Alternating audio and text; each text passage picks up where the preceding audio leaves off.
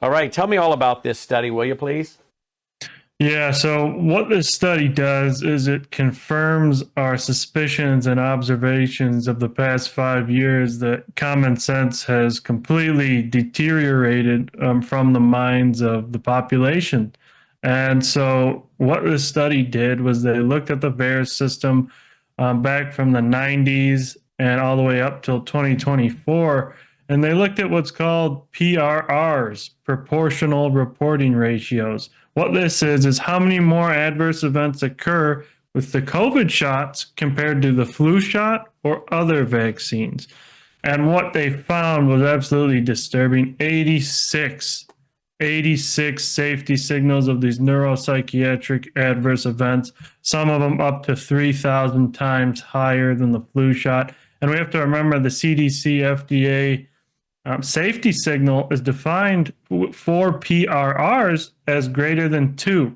Well, all of these were greater than two, and this includes schizophrenia, dementia, Alzheimer's, cognitive impairment, strokes, brain clots, homicidal tendencies, homicidal behavior, psychosis. So people are hallucinating, and so it's clearly damaging the brain. This is such a large number of safety signals, and it also confirms what of a study that came out 2 weeks ago, where people who had strokes, they looked inside their brains and they found they are in fact producing this toxic spike protein for up to 17 months in their brain after these shots. And so that probably explains why we see this deterioration in cognitive function. So, in other words, this can take time to build up, but as their body for 17 months or so is continuing to produce spike proteins, the brain damage continues, so it can take time for the damage to manifest itself. And isn't it kind of interesting that we're seeing more of these manic episodes in public places all around the same time? And if you go back and you say, well, what started that could be what could be the cause and effect? Well, maybe the shot. And now enough brain damage long term is being done. You're now starting to see people in public have these manic episodes. Is there any correlation, you think? Oh, I definitely think there's a correlation between all the craziness we're seeing, not only with the people, these manic episodes, people running around naked in the airport, but also what our governments are doing. I mean, our governments are absolutely crazy at this point, or at least they were back in Yes. 2021, 2022. And so I think it's people who receive, I would say people who got two booster or two mRNA shots, the primary series, they are not going to be suffering nearly as much as those who got five, six, seven mRNA booster injections that just gave them such a large amount of mRNA in their neuronal tissue that they are just producing insane amounts of spike protein, causing these autoimmune reactions and resulting brain damage. So that could also manifest itself into more violence, more road rage, more people, just innocent people walking down the street now being attacked, as we can see, right? So this could be manifesting itself in a myriad of ways, but most people watching the news would never say, hey, is this connected to the shot? And not that I'm saying every episode is, but the average American is not going to associate maybe what we'll see long term is an increase in violent crimes being associated with the COVID-19 shot. Because it does seem as though we're living in a day and a time when people just have lost their common sense, lost their civility, lost their filters, lost their self-control. Maybe some of it is also that we have phones and everybody's filming everything, but I still don't think it was anything like this when you and I were growing up. Certainly not when I was growing up and born in '69. This is the level of insanity of what we see. Just when you go to the grocery store, sometimes the behavior that you see people engaging in, the fights you see people engaging in. Something, I'm not attributing all of this to the COVID shot, but clearly something is coming to the environment. Maybe it's the shot combined with toxins in the food, in the water, the side effects of psychotropics. But like we really needed one more thing to cause people to become unhinged, right? Right, right. Yeah, a lot of this is probably just these neurotoxins, in the food supply, in the water supply, all this aluminum, and all these pesticides. So all of this stuff, microplastics even. So all this stuff is kind of building up in people's bodies at this point, even electromagnetic radiation, these novel technologies that they roll out. So it's just so many things that could be contributing. But we have to Let me stop remember you right over. there. You just mentioned all the technology. Are you talking about 5G and the fact that we're always surrounded by electromagnetic forces? Is that what you're referring to? Yes, yes, I am. This non-ionizing radiation, they only test them for basically heat, right? So they see, oh, does it burn you or does it not burn you? That's basically all they test. So they have no clue exactly what the novel like 5G technologies, 4G technologies, when they roll it out on a global scale, they don't know how it affects humans. But in fact, there's now a few studies out that show actually cellular dysfunctions, brain damage, and cancers associated with these technologies that are not addressed at all. And in fact, we have no clue what the full safety profile is. So knowing all that you do, Nick, as an epidemiologist, what do you do on a personal level? We promote Bella Grace here, which has got 80 clinical trials behind it. We promote our Numi, which has glutathione in it to detox your cells. Some studies show it may remove mercury from your brain, helping prevent Alzheimer's, dementia, and Parkinson's. We promote Gatatana, which has got 5 clinical trials behind it. It's a phytoplankton that goes right into the cells, loaded with protein, loaded with amino acids, loaded with trace minerals, loaded with all kinds of things that are really good for your body in helping to repair your cells so your cells can have an immune system that's boosted to fight off the free radicals and different diseases, right? So we're promoting those all the time because of the things you're mentioning now. What do you personally think of those things? And what do you personally do in your own life? What do you recommend to your family and friends? I know we're not giving medical advice here, but what's your medical opinion on all of these things? I'd be more interested in what you personally do. If you know all these things, I'm assuming you must have some mitigating protocols you put in your own life. Yeah, that's correct. And what you laid out, it's absolutely fantastic, especially glutathione. I mean, all these toxins do deplete our intracellular glutathione, leaving us prone to this oxidative stress, which causes all sorts of problems. So we definitely want to replenish that glutathione.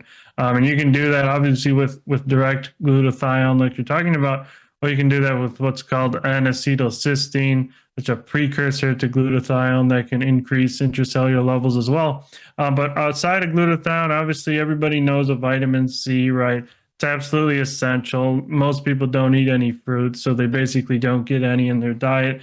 And we have vitamin D, which I think is absolutely critical, especially for these for these vaccine injury syndromes that are affecting so many people, even these long COVID syndromes, so from the virus as well. There's now so many studies showing when you raise your vitamin D levels to adequate amounts, all of these syndromes improve drastically. And so it's absolutely critical for that. And I think those are some key compounds. And then we have the base spike detoxification, which we also published in the journal Curious a few years ago in the National Library of Medicine. That's just nattokinase, bromelain, and curcumin, which are the most promising agents at the moment to degrade and block the binding of spike protein in the human body. We need long clinical trials, large-scale double-blind placebo-controlled trials to confirm these observations, but our government failed to do so. So I think all of these compounds show promise at the current time. Wow, that's good to know. Let's go to your X account. So with this new study, dementia is 140 times more likely. Suicidal thoughts 150 times more likely. Homicidal ideation 25 times more likely. Psychosis 440 times more likely. Brain clots 3,000 times more likely. Schizophrenia, 315 times more likely. Depression, 530 times more likely. Violent behavior, 80 times more likely. Cognitive decline, 115 times more likely. Delusions, 50 times more likely. Yeah, this is a very, very, very important study. And Dr. Thorpe, our buddy Dr. Thorpe was involved, along with Dr. Peter Breggin. That's our buddy as well. And Dr. Peter McCullough, not to mention the other ones. I guess I should mention them. Christine Cosgrove, Stephen Hatfield, and Drew Pinsky. I don't think I've left anybody out. Claire Rogers. So where can people read the full study? I guess on your at thefocalpoints.com, correct? You can head to the focal points. Right now, it's actually uploaded on preprints.org. So it's a fresh, brand new study. They just completed it. So we'll be entering the peer review process any day now. And I would expect that it'll get published relatively easily in what we call friendly journals. Those are the journals not compromised by big pharma. But if they try and go for New England Journal of Medicine, all these compromised journals that manipulate data, I would expect it to be difficult. And so we'll see which way they take, but it's an absolutely solid study, great methodology. I would expect it to be published after successful peer review relatively quickly. You also have on your X account that a new study shows young adults likely produce toxic spike protein for at least 1 year after that COVID-19 mRNA injection. We said 17 months a while ago, but younger people are producing it. Are they producing it not as long as others, or what? No, so what the study did was they followed a large set of young people, young adults. The mean age was 27 years old, so my age basically. And they followed people who got these mRNA shots, and for a year, over a year, actually 13, 14 months. And what they found was, so they get the shot, and then 14 months later, they still have what's called these elevated inflammatory cytokines. So what that means is their body is still producing these cytokines, this inflammation, in response to what the authors of that study suspect, and what we suspect is the persistent production of your body. Your body is producing the spike protein for years after the shot. And so that just further confirms what we've observed with all these other studies, is that, this stuff doesn't go away. It just stays in the body, and you just become this forever toxic spike protein factory. Let's go to another one on your X account. I had it on my Worldview report tonight. We got several states, seven states in all, proposing criminal referrals, or have put forth criminal referrals for Dr. Fauci and others. Arizona, Texas, Oklahoma, Missouri, Louisiana, Florida, Pennsylvania. I bet you see my state of Tennessee added to that real soon. Do you think there's any chance that we'll ever see Dr. Fauci go to prison? Or do you think he'll go to trial? I mean, I guess in one sense, we could just pray that these criminal referrals are picked up and he has to spend a lot of attorney fees on this. Well, another question would be, will it really damage him? Or does he have insurance and government insurance that comes in, since he was a government agent, that comes in and pays for all his insurance? So can he even be punished with just the fact that he has to go to court and pay legal fees? I'm not into lawfare, but there should be consequences. And I wonder if this guy, if he doesn't get convicted, doesn't find a jury that convicts him, will we be able to say, well, at least he had to go to court and spend a bunch of money defending himself? I'm wondering if the taxpayers end up picking up even his defense. Well, I would hope we don't pay for anything regarding Anthony Fauci at this point. But regarding these criminal referrals, those were filed by the VIRES law group. This group, I believe for the past year or 2 years, they have collected over 90 victims whose family members or themselves have been murdered, injured, or severely abused by hospital protocols that were recommended by Anthony Fauci and other top public health officials during the pandemic. These criminal referrals were filed now in 7 states to their attorney generals. And what they accuse Anthony Fauci and others such as Peter Hotez, Deborah Birx, Peter Daszak. So many of these key players that many of us have heard of. These criminal referrals are accusing them of things such as murder, mass negligent homicide, abuse, fraud, kidnapping, battery, and even terrorism. And so these are very serious accusations, and there's actually currently 2 county level active criminal investigations that this law group revealed. And so it is actively being investigated, like for real. And so I would call this the beginning of a justice phase of the pandemic. This is how it starts. And I would expect it to expand onward since. We're going to keep putting this information out there. We're actually going to connect it with this law group. And so, we're going to try and make this movement bigger because so many people have been harmed. And we only move forward once accountability has been served. Excellent. Excellent.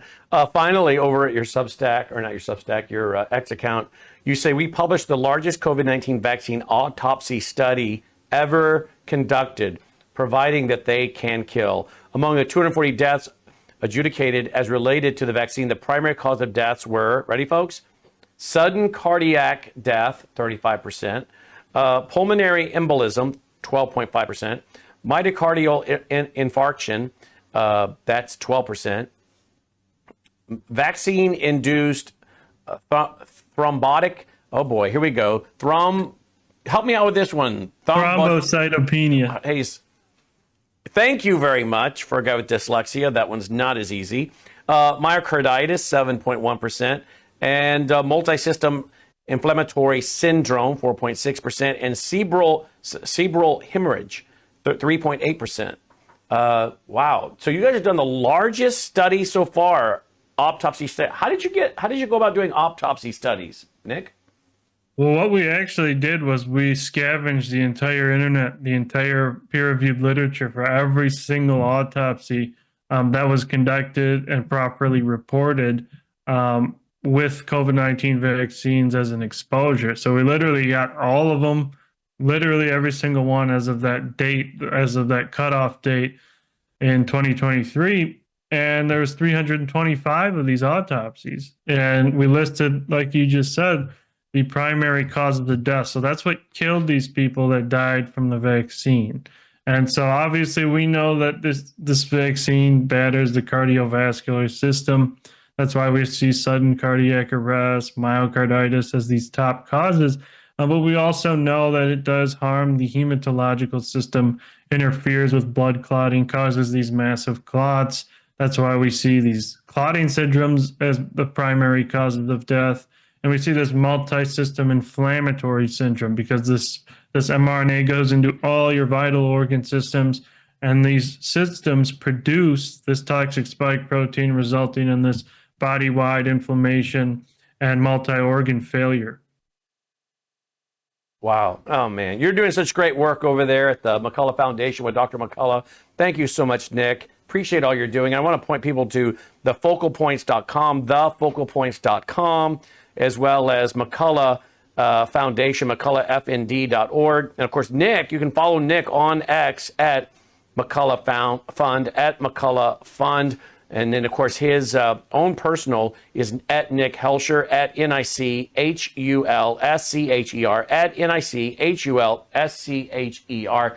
Nick, I hardly don't turn on X. I don't see you somewhere giving an interview, doing something. You're doing great work. Thank you for all you do, Nick.